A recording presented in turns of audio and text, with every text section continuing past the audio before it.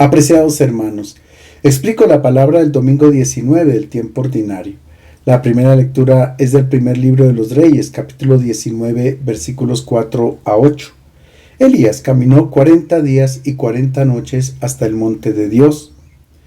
Ahab reinó en Israel del año 874 al 853 a.C.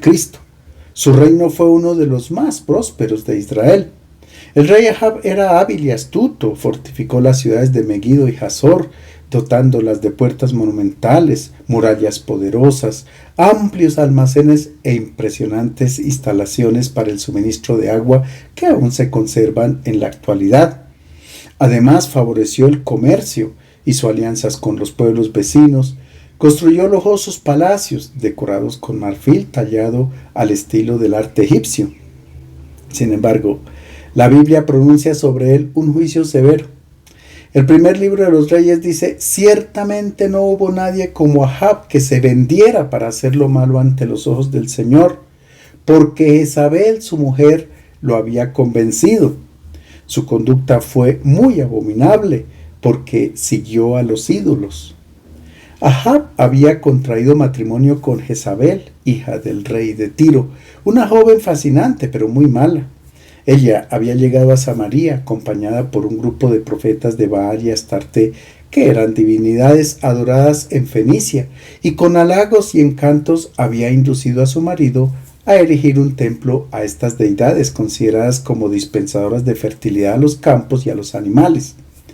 Así comenzó la corrupción religiosa en Israel. Del libertinaje moral surgieron las injusticias sociales que culminaron en crímenes y prácticas horrendas como los sacrificios humanos. Jezabel hizo que mataran a Naboth para que el rey se apropiara de su viña que él había recibido en herencia. En este contexto aparece en escena el profeta Elías, un hombre valiente y resuelto que se atreve a desafiar a Jezabel, la esposa del rey, que en práctica era la que gestionaba el reino.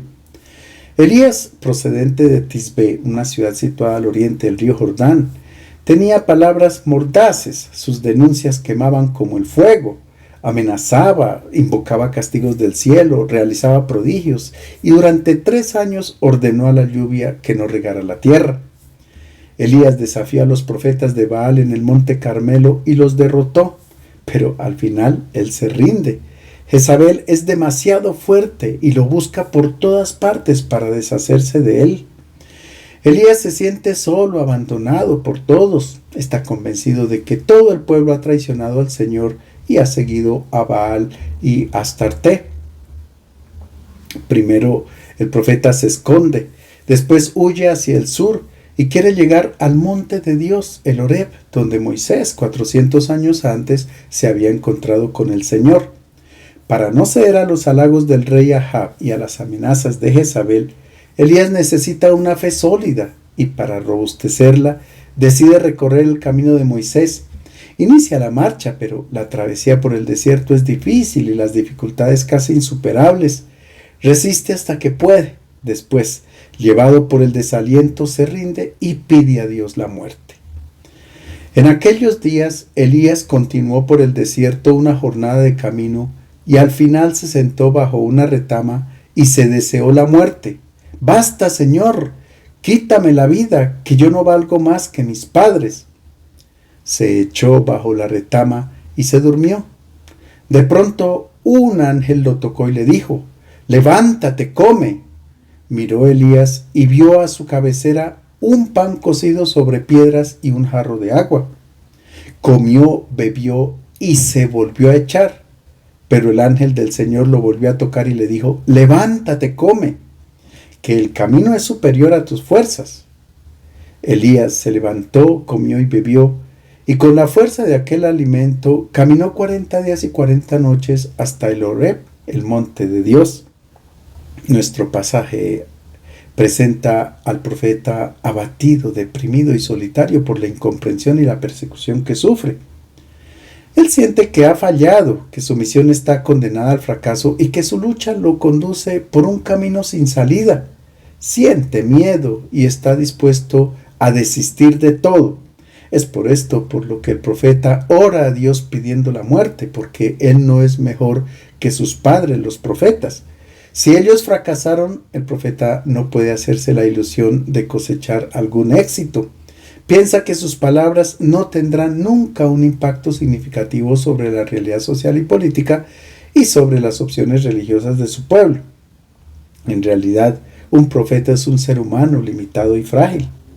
Dios no exime de la prueba a su profeta, no le quita la fatiga, no lo libra de la dura jornada, haciéndolo transportar milagrosamente por un ángel, no. El desierto tiene que ser atravesado y las dificultades afrontadas. Dios no anula la misión que tiene el profeta, ni elimina a sus perseguidores, sino que se limita a proporcionarle la fuerza para que continúe su peregrinación. Dios reanima las fuerzas y el vigor del profeta Elías con el alimento necesario, pero nada más. Con la fuerza de este alimento, Elías caminó 40 días y 40 noches hasta el Horeb, el monte de Dios. El número 40 recuerda los 40 años que Israel pasó en el desierto y es símbolo de una vida entera. El texto también hace referencia a los 40 días y 40 noches que Moisés estuvo en la montaña sagrada, en el Sinaí, donde se encontró con Dios y donde recibió del Señor las tablas de la ley. En nuestro pasaje, el monte Horeb se identifica con el monte Sinaí. La peregrinación de Elías al monte de la alianza es un regreso a las fuentes. Es una peregrinación a los orígenes de Israel como pueblo de Dios. Perseguido, incomprendido, desesperado, Elías necesita revitalizar su fe y reencontrar el sentido de su misión como profeta del Señor y como defensor de la alianza que Dios estableció con su pueblo en el Sinaí. La historia de Elías es la nuestra. Hay momentos en que nos sentimos como el profeta, profundamente decepcionados, y no encontramos consuelo en Dios, en la fe o en los hermanos de la comunidad. Los conflictos, incoherencias, chismes, envidias, mezquindades son motivo de abatimiento, de ansiedad y a veces incluso de desesperación. Dios no se olvida de nosotros, está siempre a nuestro lado, nos acompaña como lo hizo con Elías. No nos exime del trabajo, no asume nuestra responsabilidad.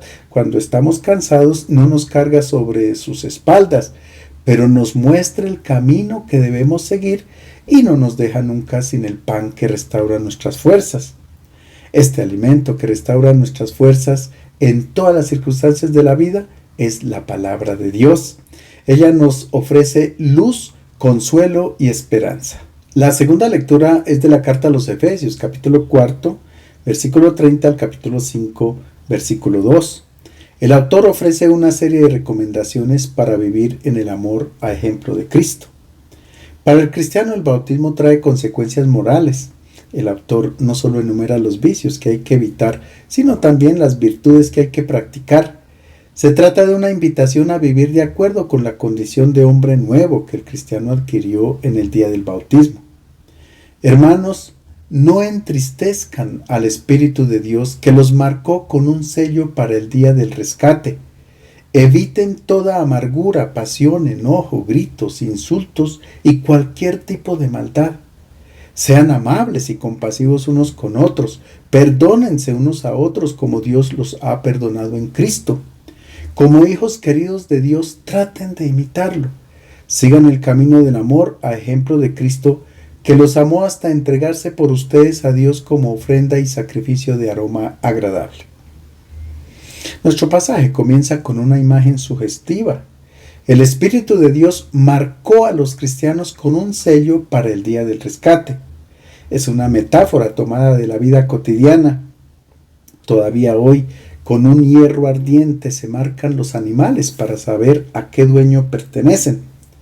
En la antigüedad a los esclavos se les marcaba con un fuego sobre la piel y era signo de su definitiva pertenencia a un dueño, a un amo. Además, con esta marca quedaba una cicatriz indeleble para evitar que pudieran escapar. Pablo utiliza esta imagen para definir la condición del cristiano. Con el bautismo, el discípulo ha sido marcado por el fuego del Espíritu Santo, con un sello que demuestra su pertenencia a Dios. En nuestro pasaje, el autor enumera 6 vicios que tienen que ver con la relación entre hermanos. El cristiano debe evitar cualquier acción que se oponga al amor. Por otra parte, esta lista de vicios hace referencia a la falta de control de la lengua. En el versículo que precede a nuestra lectura se recomienda: no salga de sus bocas ninguna palabra ofensiva, sino solo palabras buenas que ayuden a crecer a quien lo necesita y agraden a quien las escuche. Veamos cada uno de estos vicios.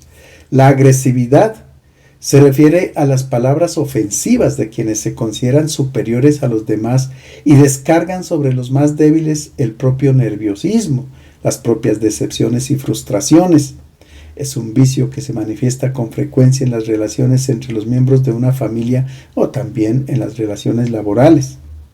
El enojo es la reacción agresiva de quien se siente ofendido o privado de algo que le corresponde. Viéndose afectado en sus derechos, no solo no controla sus palabras, sino que también pasa a los hechos. La ira se manifiesta en expresiones ofensivas de quien cultiva en su corazón resentimiento y deseos de venganza, y es incapaz de controlar sus impulsos primitivos y violentos. Por gritos se entiende el vociferar en peleas, riñas y discusiones. La maledicencia se refiere al chisme, es decir, al placer morboso de divulgar el mal, los errores y las debilidades de los demás. En la palabra maldad se incluyen todos los demás vicios que se puedan enumerar.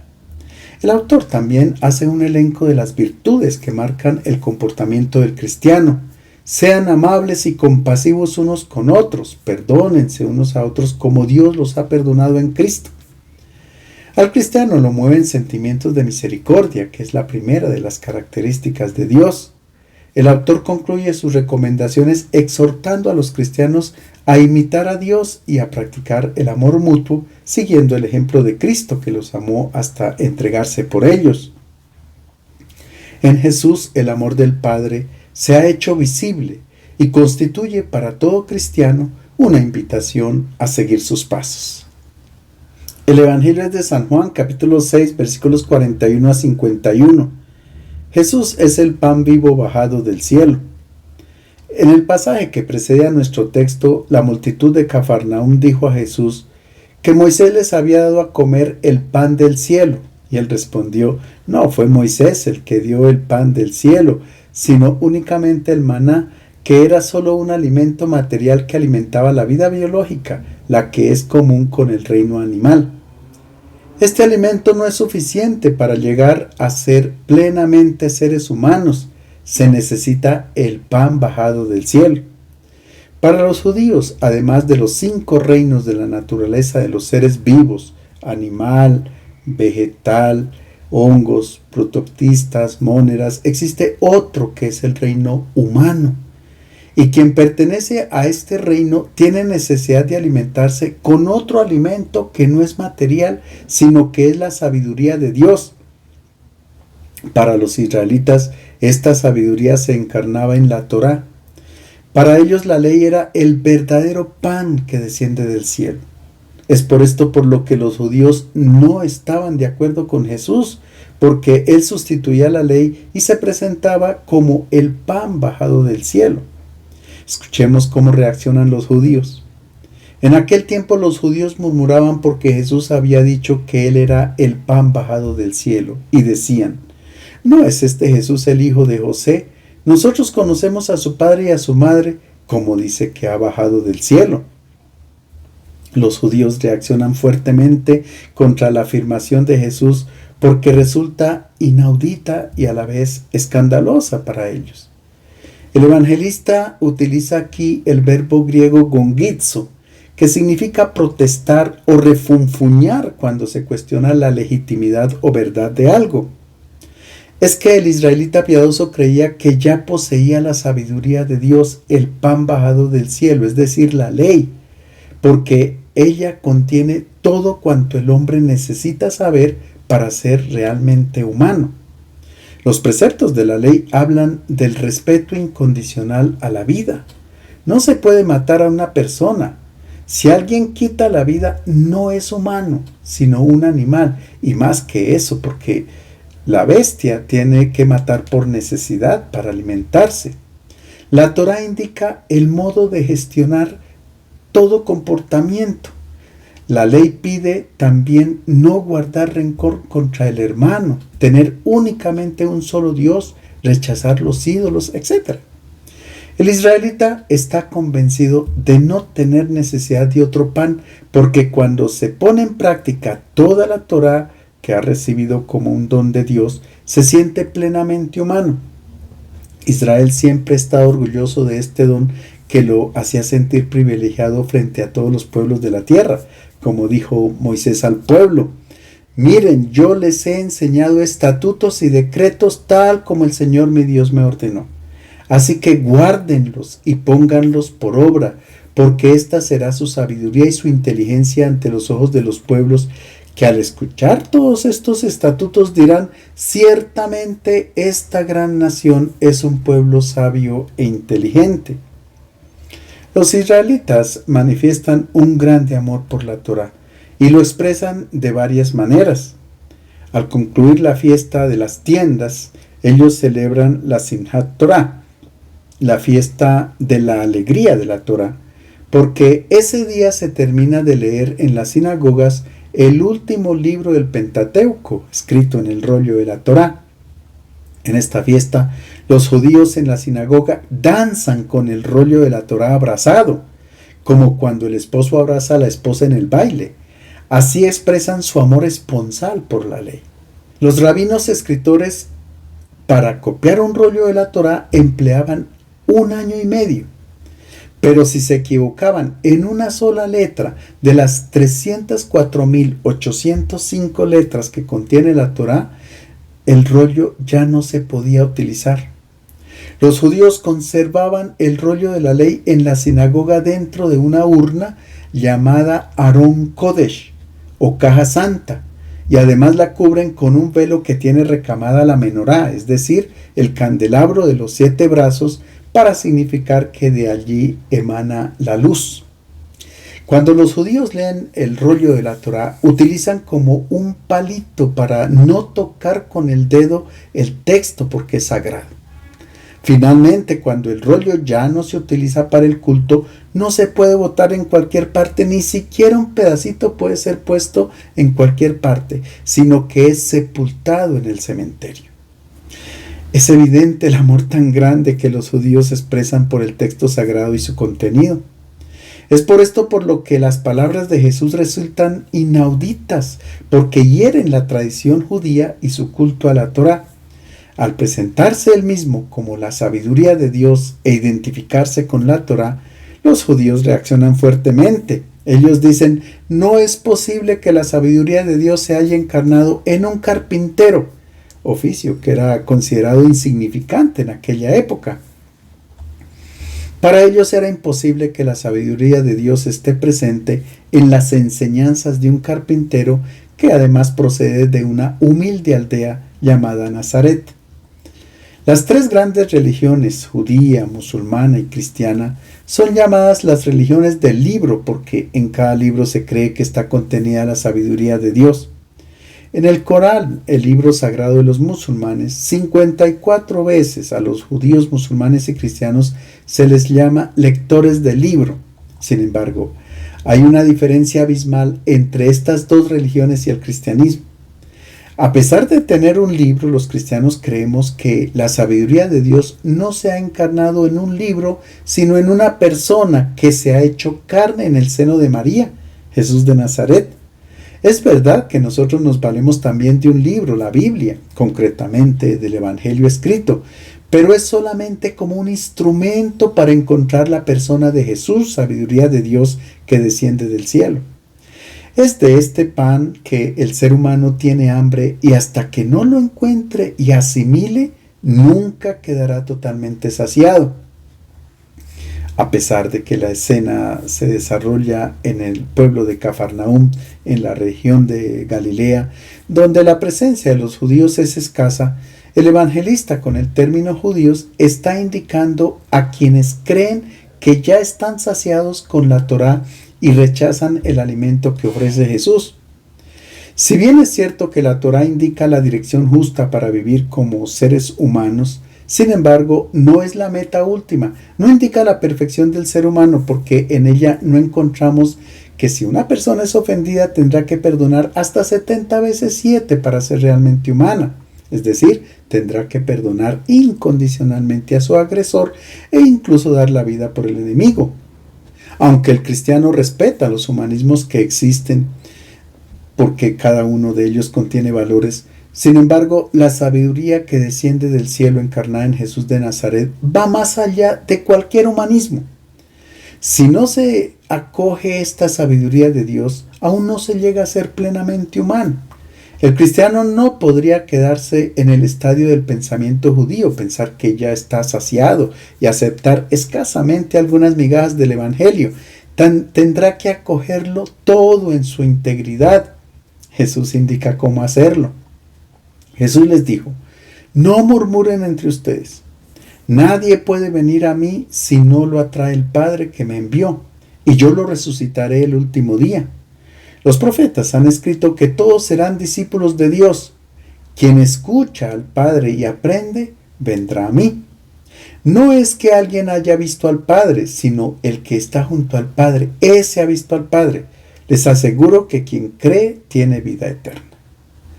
Antes el evangelista había dicho que la murmuración era unánime contra Jesús, pero ahora los judíos murmuran entre sí unos con otros. Es decir, ya no se confrontan con la palabra de Jesús, sino con sus formas de razonar y pensar. Esto también le puede suceder a los cristianos. En vez de confrontar su vida con el evangelio, hablan unos con otros. Confrontan sus propios pensamientos y raciocinios, que son bien distintos a la sabiduría que baja del cielo. Defendemos nuestras propias posiciones, aquello que nos parece o lo que hasta ahora hemos pensado y creído, porque esto alimenta nuestros propios intereses. Emergen las convicciones que tenemos desde hace mucho tiempo y rechazamos la novedad del mensaje del Evangelio. Cuando una persona obra de esta manera, es como si se alimentara con un pan tieso o mohoso y rechazara el pan fresco. Permanecen en sus ideas, se vuelven tercos y no se dejan confrontar con el Evangelio. Así se comportaban los judíos de Cafarnaúm. Ellos estaban convencidos de que el Todopoderoso tiene su trono en el cielo, vive alejado del mundo y manifiesta su majestad y su poder a través de intervenciones prodigiosas y voces arcanas. Les repugna la idea de ver en Jesús de Nazaret la presencia de Dios. No conciben que Dios se revele o se manifieste a través de un hombre débil y frágil, en el hijo de un carpintero. Jesús evidencia la razón de la incredulidad. Es que nadie puede ir a Él si no es atraído por el Padre que lo ha enviado. El descubrimiento del pan del cielo no es un logro personal del ser humano, sino un don gratuito del Padre. Pero no es que Dios privilegie a algunos, no. Es un don que se concede a todos. Es por esto por lo que Jesús afirma: todos serán discípulos de Dios. Así se cumple la profecía de Jeremías cuando dijo: miren que llegan días en que haré una alianza, meteré mi ley en su pecho. La escribiré en su corazón, yo seré su Dios y ellos serán mi pueblo. Ya no tendrán que enseñarse unos a otros, porque todos, grandes y pequeños, me conocerán. De acuerdo con esta profecía de Jeremías, la enseñanza proviene de Dios mismo. El Señor enseña a todos por medio de su Espíritu, que es la vida divina presente en el ser humano. El Espíritu es el impulso divino que actúa dentro de cada persona y la empuja a caminar por los senderos de la vida. No todos acogen las enseñanzas de Dios y se resisten a los impulsos del Espíritu.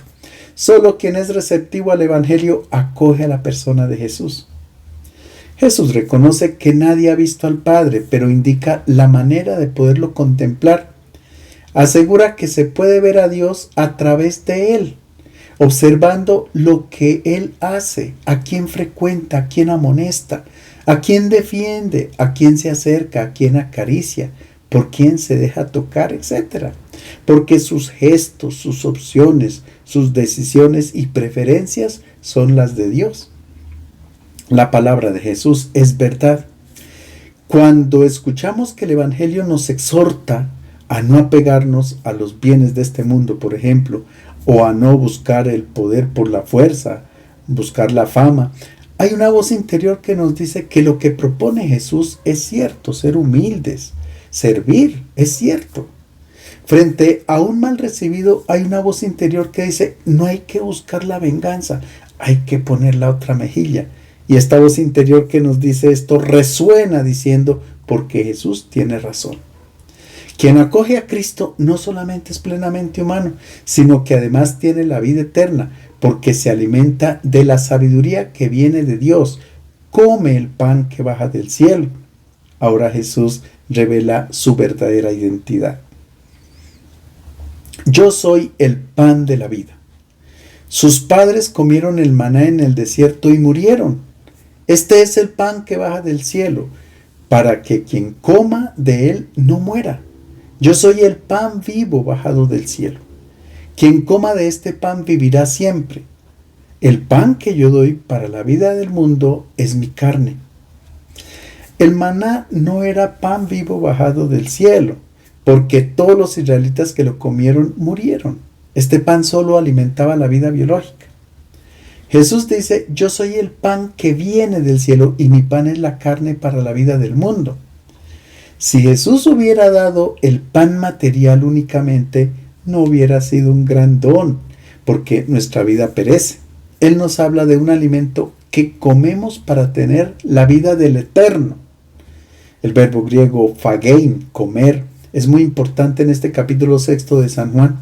Se encuentra 11 veces, pero ahora aparece otro verbo, trogein, que significa masticar, triturar. En otras palabras, Jesús pide que se asimile totalmente este pan. La metáfora del pan de vida ha sido empleada en la Biblia para indicar la palabra de Dios. Y es un pan que no solo hay que comer, sino triturar, masticar muy bien, es decir, asimilar completamente este alimento. Dios dice al profeta Ezequiel, hijo de hombre, come lo que tienes delante, come este rollo y ve, habla a la casa de Israel.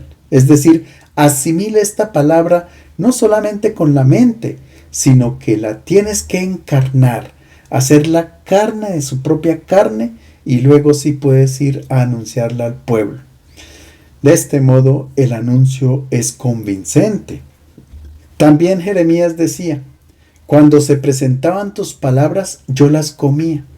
Tus palabras eran para mí el gozo y la alegría de mi corazón, porque se me llamaba por tu nombre, oh Señor, Dios de los ejércitos. Aquí también el verbo comer significa asimilar la palabra de Dios. Jesús dice, el pan que yo daré es mi carne. Carne en la concepción semita no son solo los músculos, sino toda la persona considerada en su aspecto de criatura débil, caduca, mortal. La carne hace referencia a toda la persona con la característica de efímera, pasajera y frágil. En el Salmo 78 se explica por qué Dios tiene misericordia de la fragilidad del ser humano. Dios, siendo compasivo, perdonaba sus iniquidades y no los destruía. Muchas veces contuvo su ira y no despertó todo su furor porque se acordaba de que ellos eran carne, un soplo que pasa y no vuelve. También en el Salmo 103 leemos, como un padre se compadece de sus hijos, así se compadece el Señor de los que le temen, porque Él sabe de qué estamos hechos, se acuerda de que somos polvo. Este es el significado bíblico de la carne. Y en este sentido es que San Juan escribe, el Verbo se hizo carne y ha puesto su morada entre nosotros. La palabra de Dios se ha hecho en Jesús de Nazaret uno como nosotros, no con una apariencia exterior, sino similar en todo a nosotros, es decir, Él ha asimilado todas nuestras formas de vida, nuestra fragilidad, incluida la muerte. Comer la carne de Cristo significa acoger, asimilar, hacer propia la sabiduría de Dios que vemos encarnada en un hombre con una naturaleza humana frágil, en un humilde carpintero de Nazaret. Cuando Jesús invita a comer su carne, no quiere decir que hay que despertar un instinto de caníbales, no. Él dice a los judíos, ustedes tienen una sabiduría en la Torá, pero si quieren llegar a ser plenamente humanos, tendrán que asimilar la sabiduría de Dios que se hace presente en el Hijo del carpintero de Nazaret. Hasta ahora, Jesús ha hecho referencia a su palabra, a su evangelio, y así nos prepara para hablarnos enseguida de la Eucaristía. Pero los judíos de Cafarnaúm no podían aceptar lo que más tarde escribirá San Juan en su evangelio. Tanto amó Dios al mundo que entregó a su Hijo único para que quien crea en Él no muera, sino que tenga vida eterna. Les deseo un feliz domingo.